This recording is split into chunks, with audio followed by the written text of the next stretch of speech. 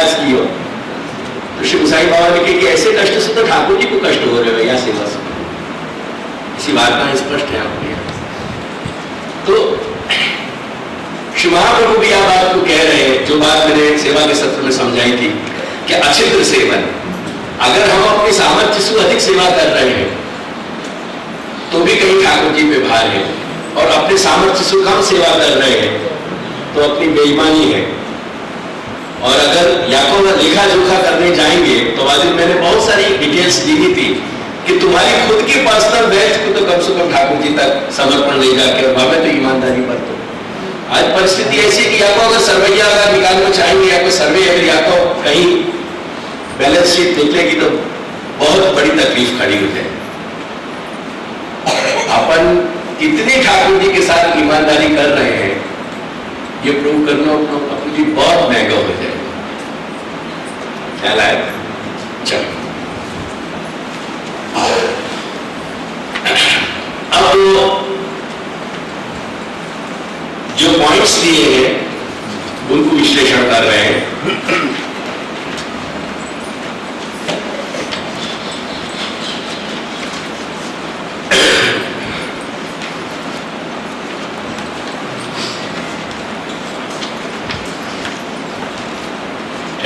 मैं देख लूंगी, मेरे भी 30 वर्ष पहले की पढ़ी हुई पुस्तिका है ये। एग्जैक्टली वो पॉइंट्स दे रहे हैं, क्या कुछ और है? हाँ, उनको शायद एक्सप्लेन कर रहे हैं। प्रारंभिक यूनानी दृष्टि में एक सौंदर्य बोध था, वह उनके धर्म और दर्शन दोनों में ही परिलक्षित होता था। परिलक्षित जैसे ये सब शब्द तो समझ में आ रहा है, परिलक्षित यदि दिखाई दे समझ में आ रहा। बेटा तुम लोग अगर नहीं क्या रहा है तो बताइए, उनको पूछ लीजिए। यद्यपि धर्म और दर्शन में आपसी टक्कर वहां भी कई बार बहुत जोरदार हुई, इसके बावजूद दोनों दृष्टिकोणों में एक समान स्वभाव, जो यूनान का अपना एक राष्ट्रीय स्वभाव का छाया हुआ रहा। यूनान की सारी सभ्यता नॉन कॉम्पिटिटिव थी, और रोम की जितनी भी संस्कृति विकसित भई, क्योंकि रोम क्रिश्चियनिटी को गढ़ है, ख्याल आया ना?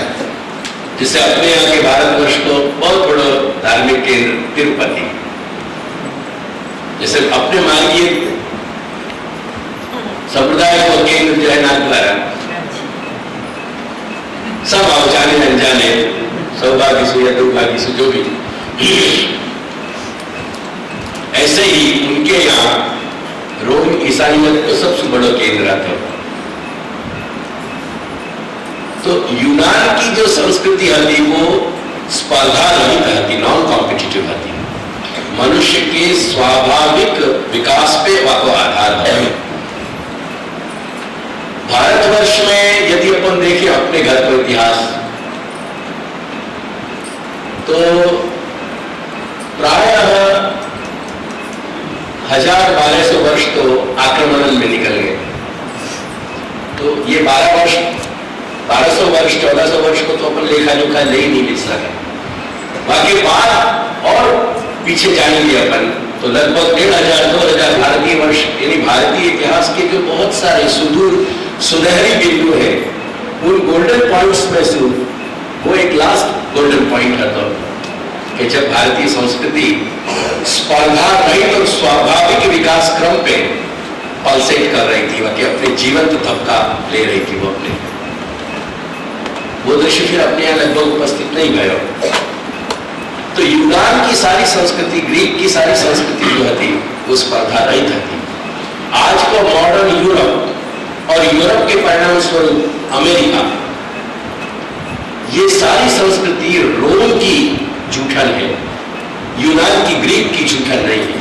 अगर ग्रीक की जूठन होती तो आज मानवता का इतिहास कुछ और होता, परंतु स्पर्धा पे जो पनप्यो है, जो सभ्यता स्पर्धा पे पनपी है, वह को अंतिम परिणाम कट थ्रोट कंपटीशन में और एक दूसरे की पीठ में और छाती में छुरा भोंकने के सिवाय कुछ नहीं है। और वो परिणति आज अपने सामने खड़ी है। यूनान का अपना एक राष्ट्रीय स्वभाव था, छाया वगैरह ब्रह्मांड के लिए प्रयुक्त कॉस्मोस शब्द की श्रृंगारवाची भी शब्द ही श्रृंगारवाची भी है। ब्रह्मांड उनके लिए एक कलात्मक सृजन था। अपनी जैसी बात है। ऐसे ब्रह्मांड के सामने मानव की दृष्टि सराहना भरी आदर भाव युक्त विस्मय की थी। जैसे कोई भव्य कलाकृति को देख के विमोहित दृष्टि से हम वाह वाह करते रहे, ऐसे हम ईश्वर की या अनंत कोटि ब्रह्मांडात्मक कलाकृति पे वाह वाह करते रहे, वो मनुष्य को सच्चाई की। मानो एक प्रसन्न क्रीड़ारत बालक की दृष्टि में जब अपने नए खिलौनों के लिए अकस्मात जिज्ञासा का भाव उदित होता है, उदित हो जाए, कुछ ऐसी दृष्टि से यूनानी चेतना ने ब्रह्मांड को निरखना चाहा। कैसी खूबसूरत बात है। ब्रह्मांड को परखना भी चाहा तो एक कला प्रेमी या कला संग्राहक की दृष्टि से यह ठीक है कि भारतीय चेतना की तरह बौद्धिक विश्लेषण के बजाय ध्यान समाधि द्वारा सत्य के साक्षात्कार की वृत्ति नहीं थी। परंतु समझिए, यूनान में विश्लेषण को प्राधान्य रहे, रैशनैलिटी को, एनालिसिस को, और भारतवर्ष में अपने आप को जो समाज है वो चित्त प्रधान रहे हो, यूनान का समाज बुद्धि प्रधान है, और चित्त एक स्थिर स्थिति को नाम है, एक स्थिरता को नाम है। तो वो बात समझा रहे कि ये बात यह ठीक है कि भारतीय चेतना की तरह भौतिक विश्लेषण के बजाय ध्यान समाधि द्वारा सत्य की साक्षात्कार की वृत्ति नहीं थी, परंतु यह विश्लेषण ब्रह्मांड का एक प्राण रहित जड़ शव के विश्लेषण सा नहीं था। यह विश्लेषण भी एक कला विश्लेषण था। यानी यूनान की संस्कृति में जो एनालिसिस आती, यानी उनको जो एटीट्यूड एनालिटिक प्रिडोमिनेंट था, तो वो एनालिटिक प्रधान हो तो भले भी वह एनालिसिस में भी कहीं खूबसूरती आती, बिल्कुल जड़ता नहीं, ये कहना चाह रहे हैं। कला के गुण दोषों को परखने की वृत्ति से किया विश्लेषण। यही है आज भी यूनान की मूर्ति में जो पोएटिक क्वालिटी मिल रही है, वो आज के मूर्तिकार आज भी नहीं पैदा कर पाए। यह समग्र ब्रह्मांड मानो एक महती यूनानी नाट्यशाला थी, जिसमें सभी तरह के नाटक दुखांत और सुखांत चल रहे थे, और यूनानी चेतना एक संवेदनशील दर्शक की तरह उन घटनाओं में अपना तादाद में अपना प्रतिबिंब देख पाती थी। अब ये बिल्कुल आपको भारतीय विचार है, क्या है? व्यक्ति चेतना और ब्रह्मांड समष्टि में एक संवाद था, तादाद में था, शुद्धाद्वैत था।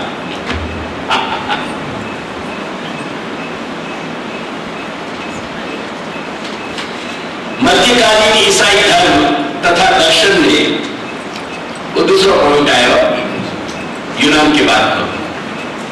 मध्यकालीन ईसाई धर्म तथा दर्शन में ब्रह्म या ब्रह्मांड के साथ मानवीय चेतना या अस्तित्व के बीच इस शुद्धात्मक या तादात्म्य की स्थिति को मिटाने का भरसक प्रयास किया। ब्रह्मांड से कटकर ब्रह्म से भिन्न होकर जब हम ब्रह्मांड का केंद्र बनना चाहते हैं, क्योंकि क्रिश्चियनिटी ने यह कही कि मनुष्य या क्रिएशन को मुद्दा है, केंद्र है, तो ब्रह्मांड से कटकर ब्रह्म भिन्न होकर जब हम ब्रह्मांड का केंद्र बनना चाहते हैं, तब जड़ के प्रति रही तुच्छ भावना तथा मानवीय देह का जड़ रूप या भौतिक होना हमारे अंदर आत्मग्लानि और अपराध का भाव जगाता है। क्योंकि लिमिटेशंस आवे ना, अपन को लिमिटेशन स्वीकार नहीं पड़े कहीं ना कहीं अपन को, और वो लिमिटेशंस को जब स्वीकार नहीं पड़े तो अंदर एक कॉन्फ्लिक्ट खड़ो है। मनुष्य अपने आप को सर्वकर्ता और सर्व जैसे कार्यता भी समझ रहे हो, लेकिन बाकी सर्टेन लिमिटेशंस भी है। सब कुछ प्रयास करके भी अपनी मृत्यु को और अपने दुखद को नहीं रोक पा रहे हो, तो तो कौन फ्रस्ट्रेशन होना बहुत स्वाभाविक, उल्टा होना बहुत स्वाभाविक।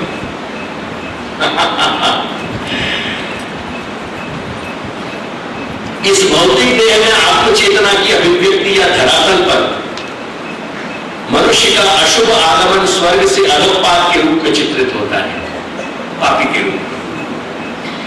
इस अधोपात का नैतिक उत्तरदायित्व पुनः हम पर थोपना आत्मग्लानि को अधिकाधिक गहरी बनाता है। स्वयं अपने और इस सृष्टि के प्रति हमारे भावों में एक विकराल मानसिक द्वैत उत्पन्न हो जाता है। एक ओर हम कहते हैं कि ईश्वर सर्वकर्ता, सर्वसमर्थ और एक सर्व शुभ शक्ति है, और एक और अतएव जो कुछ हमें इस ब्रह्मांड में श्रेष्ठ लगता हो वह हमारे कारण नहीं परंतु परमेश्वर के कारण है। दूसरी ओर शैतान की तुलना में मनुष्य का निर्बल परंतु स्वतंत्र होना एक साथ जगत की सारी खराबियों बुराइयों की जिम्मेदारी हम पर थोप देने के बराबर होता है। कपोड़ी स्थिति तमें गुजराती में बोल, कुछ शब्द बड़े खूबसूरत आवे तुम्हारे, तो खराबियों बुराइयों की जिम्मेदारी हम पर थोप देने के बराबर होता है। परमेश्वर सर्वसमर्थ होने पर भी शैतान को न तो रोक सकता है और न खत्म ही कर सकता है। परम शुभ होने के कारण अपनी दृष्टि में किसी भी प्रकार की शैतानियत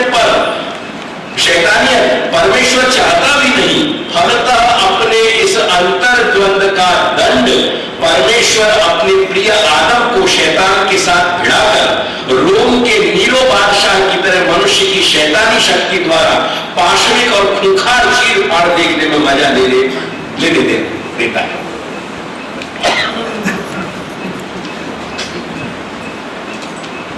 एक पूरे एरिया में खेल होता था वहां पर नीरो के सामने, और शेरन के और उनके संग आदमी को छोड़ दिया जाता था, और जब टुकड़ा होकर चिथड़ा किए जाते थे वहां में वो अपने एक रोमांचक सुख महसूस करता था। एग्जैक्टली वो सिचुएशन ईश्वर की बन गई। ख्याल है ब्रह्म या ब्रह्मांड और व्यक्ति चेतना के द्वैत तथा परमेश्वर और शैतान के द्वैत की मोह निद्रा से जगना अनिवार्य था। The revolt was destined. Revolt ऐसी परिस्थिति में होना ही था, विद्रोह हो गई। अतः यूरोपीय मानव को जगाने वाला के कई नाम हमारे सामने आते हैं। ये देखो, आपको कही ना मैंने, लगभग 1500 सदी के आते हैं। मार्टिन लूथर ये धर्म के अग्रगण्य नेता थे बाबा का। कोपरनिकस तो आप सब लोगों को मालूम ही है, वैज्ञानिक आते। गैलीलियो ये भी वैज्ञानिक आते। बेकन ये वहां के दार्शनिक आते, फिलोसोफर आते। देकार्त भी फिलोसोफर आते। न्यूटन सारी दुनिया को मालूम है। डीट्रो जो है ये भी दार्शनिक आते, फ्रांस के आते। ये इनकी स्पेलिंग डीट्रोट करके आवे, पर उनको उच्चारण डीट्रो की हो जाए, तो ये फ्रांस के आते। डार्विन जब अगेन हम सब जान रहे हैं। कार्ल मार्क्स जबकि समस्याएं अभी भी सारा विश्व भोग ही रहे, कहीं ना कहीं कोई ना कोई तरीका से। और फ्राइड जाने मानवता बहुत कुछ अच्छा भी दियो, और बहुत कुछ मन के लिए, मन के अध्ययन के लिए, मन के विश्लेषण के लिए वाले मनुष्य को, खास करके पश्चिमी जगत के मनुष्य को प्रेरित भी किया।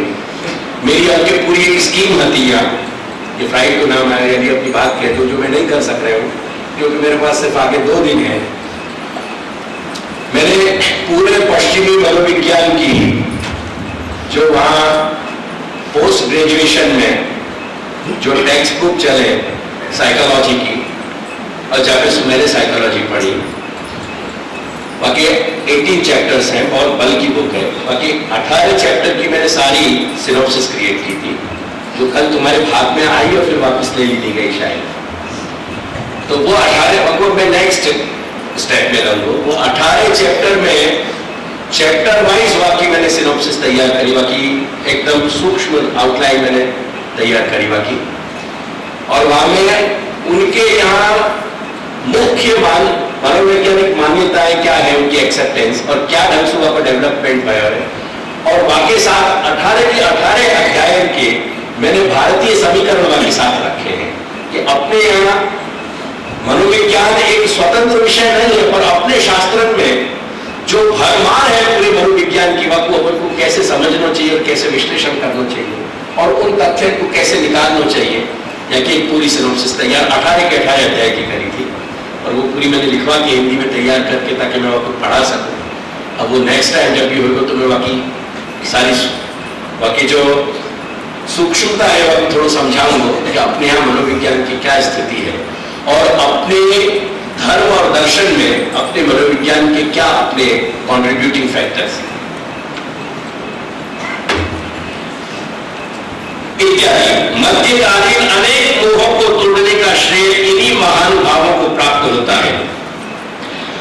समूचा पुनर्जागरण व्यक्ति और ब्रह्मांड तथा परमेश्वर और शैतान की द्वैतवादी निद्रा को छोड़कर कहीं आंख खोलना, कहीं अंगड़ाई लेना, कहीं बैठना, कहीं खड़े होना, कहीं चलने लगने की सी बात है।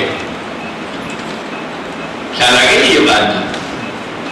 जाने अनजाने जगत और मानवीय चेतना, जगत और जगदीश तथा अंततः परमेश्वर और शैतान के बीच एक तादाद में एक शुद्धात्मा की स्थापना की ओर प्रयास है। आधुनिक विज्ञान यानी इन विद्वानों ने समझ अपने अपने ढंग से समन्वित करने को प्रयास किया। If they try to resolve the situation और दे रिजॉल्व द इम्पास, जब अंग्रेजी में आप बोले इम्पास, जो चीज उलझ रही थी जटिलता से को सुलझाने को प्रयास किया। आधुनिक विज्ञान और वैज्ञानिक दर्शन का यूरोपीय धार्मिक मान्यताओं के साथ संघर्ष देखकर और इस संघर्ष में विज्ञान की बौद्धिक विजय देखकर हमारे धार्मिक पक्षपात को आघात लगता है।